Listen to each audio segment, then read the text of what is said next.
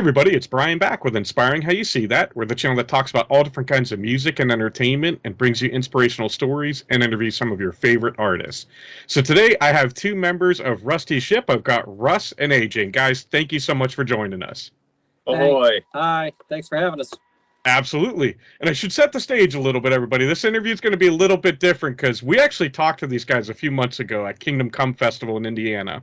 We had a full interview, and due to some technical issues, we actually lost the first couple of minutes. So we'll kind of just introduce everybody, get a little bit, and then we'll bring in the last like 13 or 14 minutes of what we filmed before. So that worked out well. It was with you guys, and then, of course, with Doug as well when we had the interview. So we'll just kind of start out. Again, it's great to see you guys again.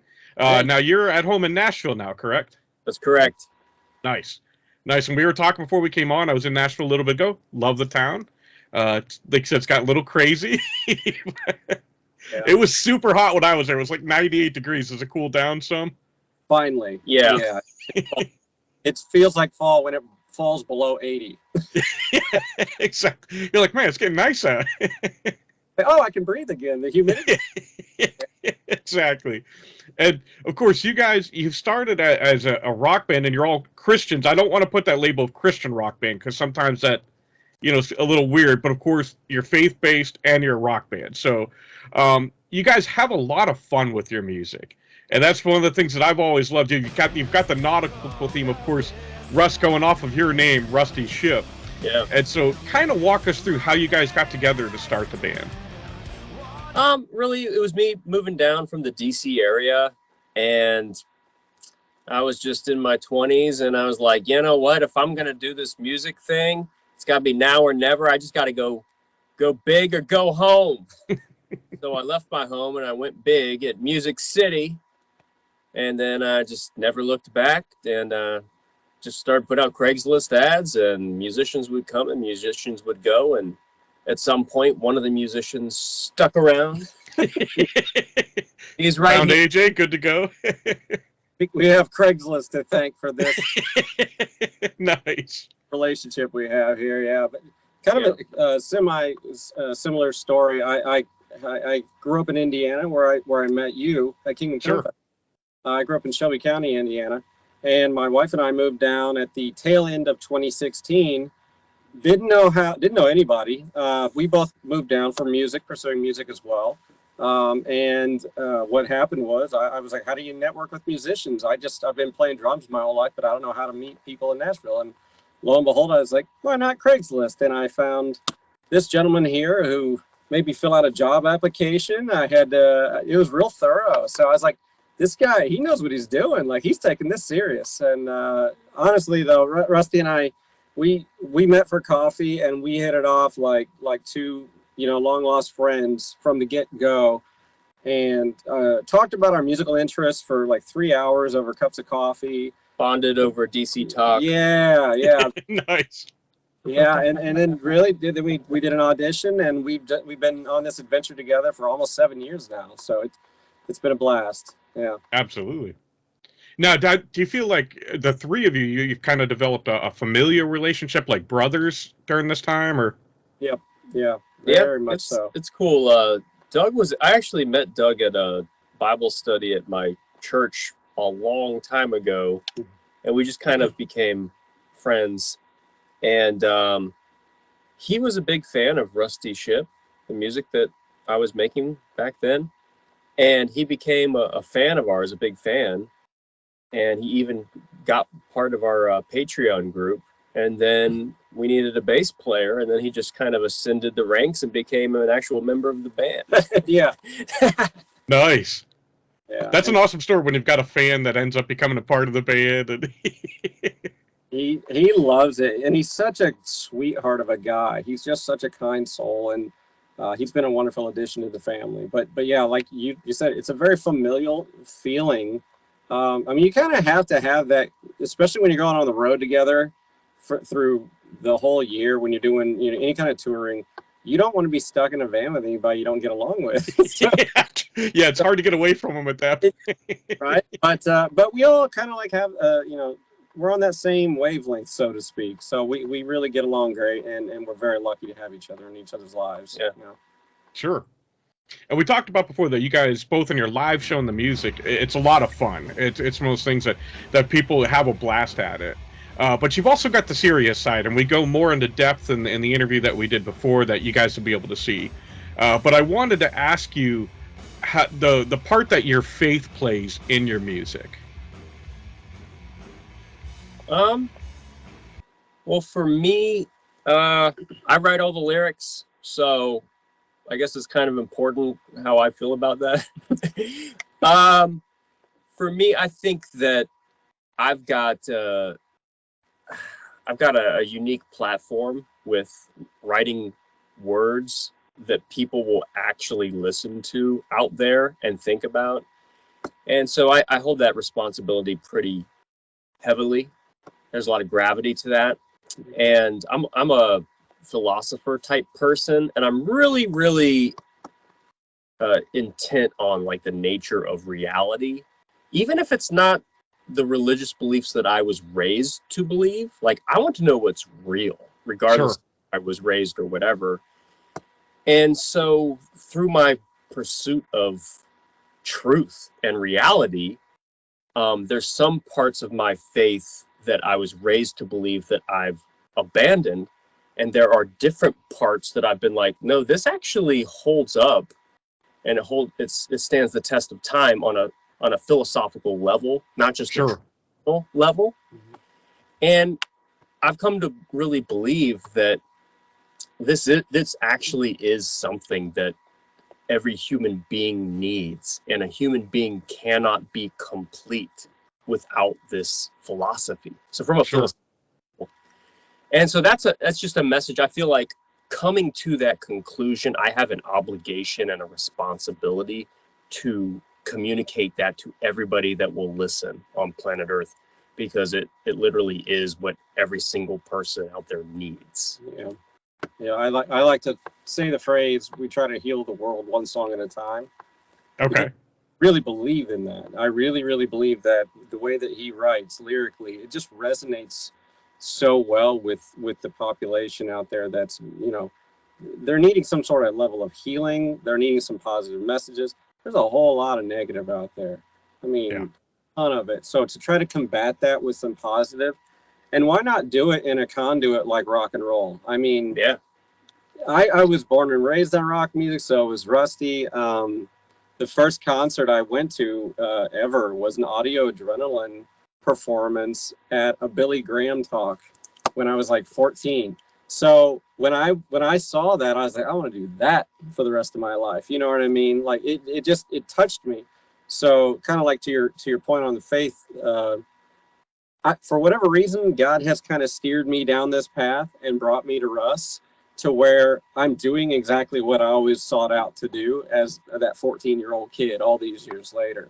So I put a lot of faith that God's going to guide my sail in the right direction, and it brought us together to do this crazy thing that we do, and we have a whole lot of fun doing it. And it's, like you said, it's fun in one hand, it's serious in the next, because how we approach the songwriting, how we approach recording, and the thought that he puts into constructing these songs, it's really complicated stuff. Sure. But we have a ball with it when we're playing it live. I love it. It's an absolute joy. So I love to look out in the crowd at those festivals and see people's faces light up, because they might be hearing us for the first time, and we're different. You know, and we know we're different. So it's a joy to us. We have a whole lot of fun with this. Absolutely. And you mentioned looking out at fans, and you mentioned Patreon. And before we turn it over to our previous interview, I wanted to ask you guys about your fan base. You've got a very loyal fan base that has been with you since the beginning. And yeah, I kind of want to hear what they mean to you guys. They're everything. The shipmates. Yeah. And our Patreon community, our virtual online community, is known as the Ghost Ship, because Okay. it's virtual. It's like people riding on a virtual ship. It's not really real. It's a ghost ship. Yeah. But you know, when I really I feel blessed. I know you do, actually at Kingdom Come Fest, oh my gosh, man, I was playing the song Bottom of the Barrel, and I'm looking around and there's people singing the lyrics in the song. I'm like, oh my gosh, this is a song I wrote in my bedroom. Yeah. And these people are singing these words that I made. And I started to cry on stage as I was singing the song. And it was just such a powerful, meaningful realization to have that the things that I do are literally breaking through to these people's daily lives. And it's just, gosh, it's just such a powerful thing. And so I just feel incredibly grateful and incredibly blessed to have that level of influence in these people's lives. It's floored me every time we do like festival season or we do some one-off shows or whatever. We went up to Life Fest. We played Life Fest for the first time this year too, for instance, not knowing if anybody would show up. We had never played up there before. We never played in Wisconsin before, right? And we had one of the largest crowds we've ever played to.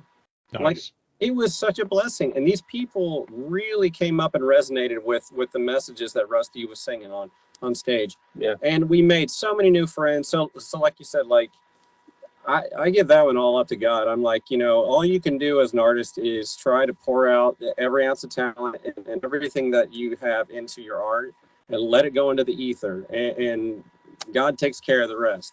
For people like you coming into our lives, for people like the fans, for people on radio stations or any other blog station, anybody that gives us any kind of help, like, man, that's such a huge blessing, because we couldn't keep doing it without people like yourself or the fans or anybody.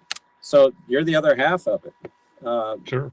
We're just lucky to keep doing it. That's the way we look at it. And we feel the same. I mean, meeting you guys and enjoying your art, it's really a blessing. We appreciate it. Thank you. Thank you so much. We appreciate you. Yeah. Absolutely. So Russ, AJ, thank you again for taking this time.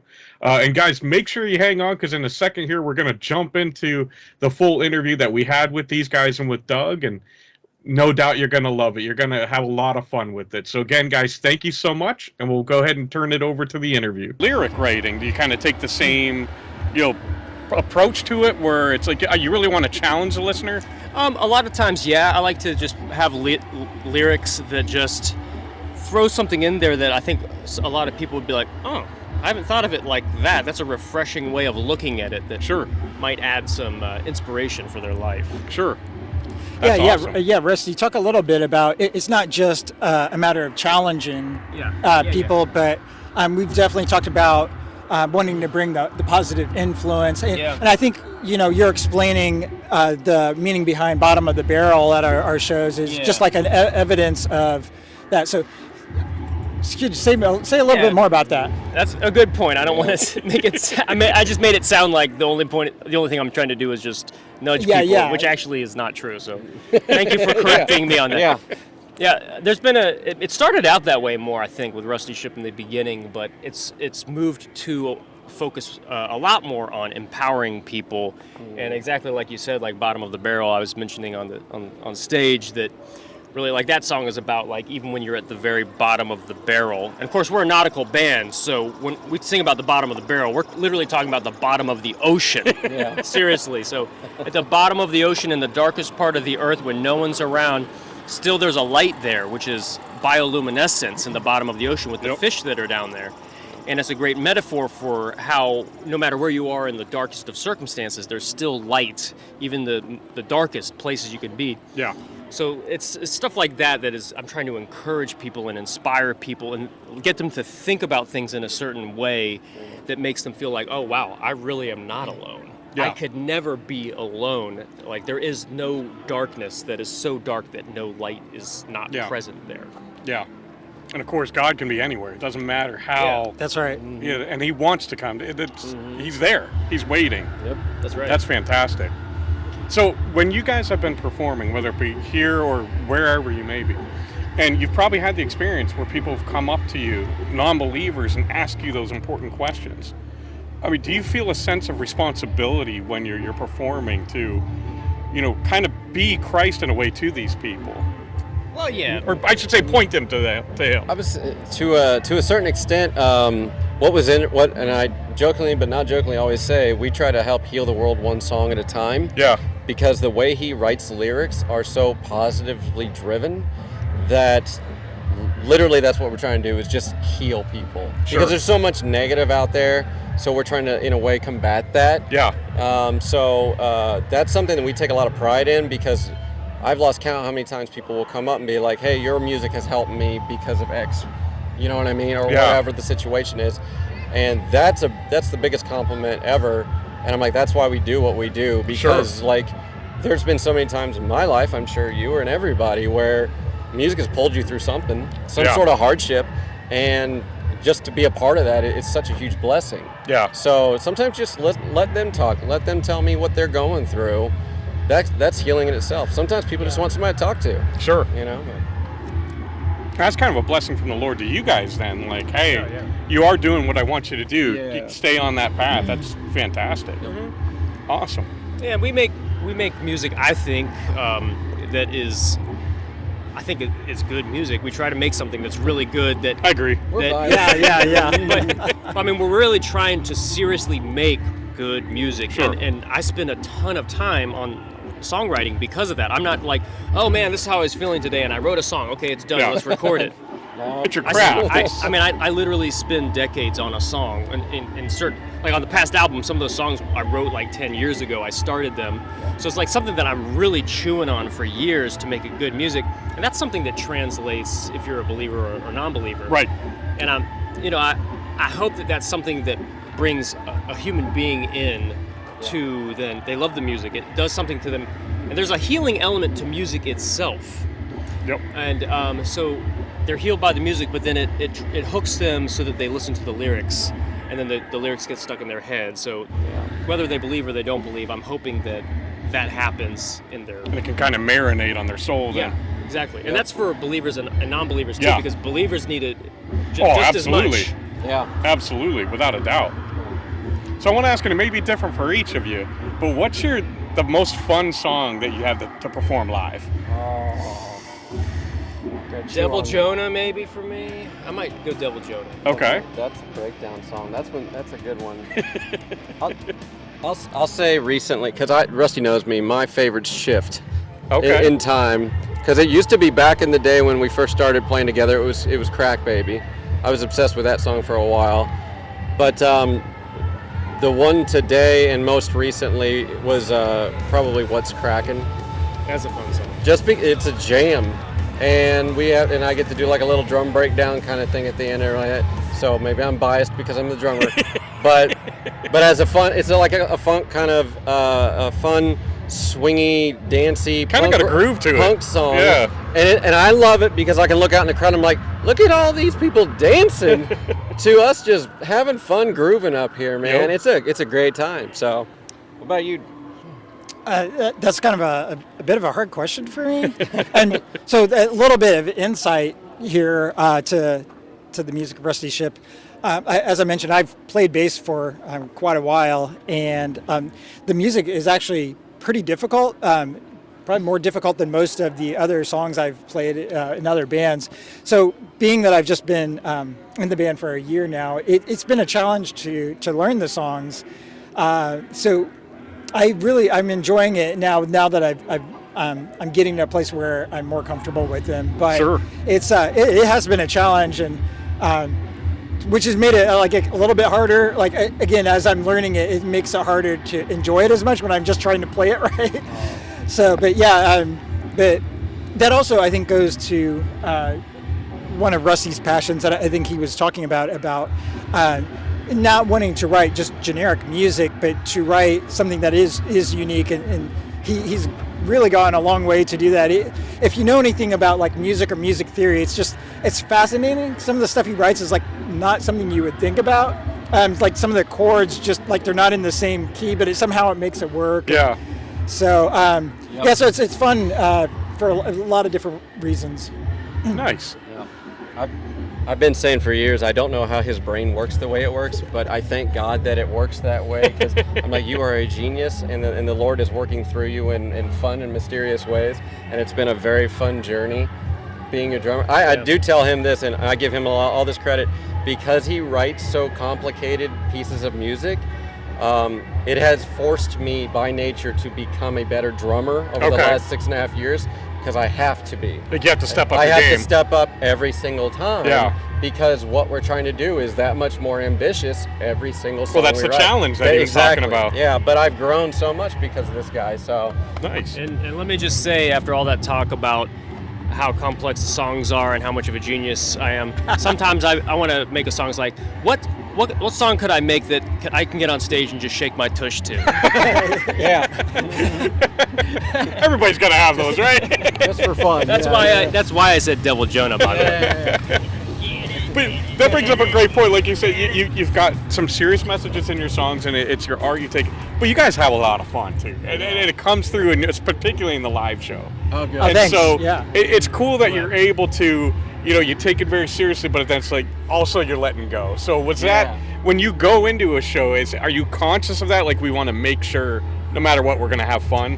Yeah, That's a part of it. I mean, we try to have a lighthearted nature to the band. Yeah. And, with rock bands, a lot of times it's just like it's just so serious and intense. Always angry. So like what we did is we did a band photo where we're all just looking as tough as possible, but then in the background is Davy Jones from Pirates of the Caribbean, and he's like this also. Yeah. So it's just like we try to be lighthearted with it, and not be too tough. Sure. Well, ironically, we were just talking about this earlier because I said for a while, I don't know why, but I was getting too cerebral while I was on stage. Okay. And I was thinking too much, and I was like, what are you doing? Like you want to enjoy this, empty your head, you're a drummer, feel this groove and go through this and just live in the moment and be here now. Sure. And that has helped me so much in the shows this year. I've had way more fun recently because I think it was just last year I was getting too much in my own head. And I was like, okay, the next song is this, and you know what I mean? And I could probably read it on my own face, and I was like, I'm sure they could read it on, So I'm like, that guy doesn't want to be here. I was like, you just need to let go, dude, and have fun. Because every show is a blessing. So that's what I've started saying to myself this year, and it's been an absolute blast. Nice. So, Yeah, I think you are just seeing some of our personality come through, because you should see, when we're at practice and we have these different promo videos to record, we could release hours of outtakes of it, just like cracking up, trying to figure out what, Maybe we'll do that one year. Yeah. We'll do a blooper reel and just put it on the There you go. website. It's the Rusty Shipp nanigans. Yeah. That's what we There call you it. go. it'd be a There promo you go. for our ghost ships, so that we have the Patreon and Community called Yeah, Ship. and so sometimes we'll release those kind of videos, the outtakes and all, to Nice. our fans who support us. And people love that because Yeah, it it's a lot of humanizes fun. the band, Yeah. People love it. I mean, people are so excited about what we're doing because it's fun, it's lighthearted, but it's good music, and it is deep and it is serious. But also, we have a song called "What's Crackin'," and it's about the Kraken. Or is it? But when you Or is it a metaphor? when you look at the lyrics, it's like funny, but that's surface level. And so we've got the funny surface level, but then you look at what the lyrics are actually saying. It's like, dang, that's deep. This is talking about like the pandemic. And how you can't really trust the authorities, like who's saying what is Right. true. Yeah. Oh, and well, in the music video we did for it, it's cartoon. Okay. So when we first got the edit to it, I was like, why do I feel like I'm watching a SpongeBob SquarePants episode right now with us in the background? But my nephew loves it. He's like 4.5 years old, and I'm like, he thinks it's a cartoon with Uncle AJ in it. So I'm like, okay. So you can get the SpongeBob crowd. Yeah, keep going. But no, the lyrics are very serious, but we take what we do seriously. But if you're not enjoying this, you're not having fun. Right. Why do it? Yeah, why do Yeah. it? And we enjoy each other's company so much. Like, we look forward to these moments. Sure. It's a blast for us. Sure. Yeah. Now, are you guys working on new music now, or planning on a new album, or? Yeah, definitely. sir. I mean, I'm the songwriter of the band, so mostly it's just me doing the writing. Sorry if I'm talking too Oh loud. no, you're good. The nice thing about not being on, not a mic on stage, is we don't have to worry about feedback, and they can just crank it up and post if needed. You can edit it later. Yeah. But yeah, so I'm working on the next album. Our last one was Dark Side of the Ocean. It was volume 1 of a longer concept project. So I'm working on volume 2 right now.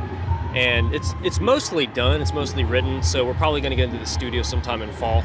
Nice. Record it. Yeah, you already have been working, started a little bit of the pre-production with our producer. Very cool. Yep. Well, guys, thank you again. We really appreciate your time. And before we go, is there anything else you'd like to say to fans? Well, please stay in touch with us. Yeah. Facebook, Instagram, all that social media fun stuff. We're on YouTube if you want to see our videos, if you haven't ever seen the videos before. But just follow us and He's trying to talk. RustyShipp.com. And one more. I always interrupt him, and I don't mean He's to. still doing it. Say,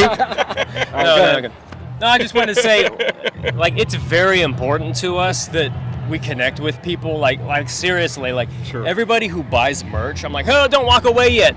Please sign up on our newsletter. Are you on Facebook? Let me look you up on Facebook. And I sent him a message right there because I want to connect with everybody. And I can't be talking to everybody all day long, but I want to at least send them a message and keep them in the loop and let them know when we're going to be in their area. Sure. Yeah. And it's just really, the community aspect is really important to us. Yeah. And also people have fun and get excited about the community that we're creating. Oh, absolutely. Like They build friendships and... They do. Yeah, so I mean, like, our music just in itself is fun and lighthearted, but we have the Ghost Ship, which is a more intimate community, a virtual community, and that's just really important. So please connect with us and check out the music online. We hope you like it, and let us know what you think of it. Don't walk the plank, stay on the ship. Don't walk the plank. There you go. Bon voyage. Well, again, guys, thank you so much. It's really been a thank you. blessing. We really appreciate it. Thank you so much. And as always, we want to thank you guys for spending this time with us. We love you all. God bless, and rock on.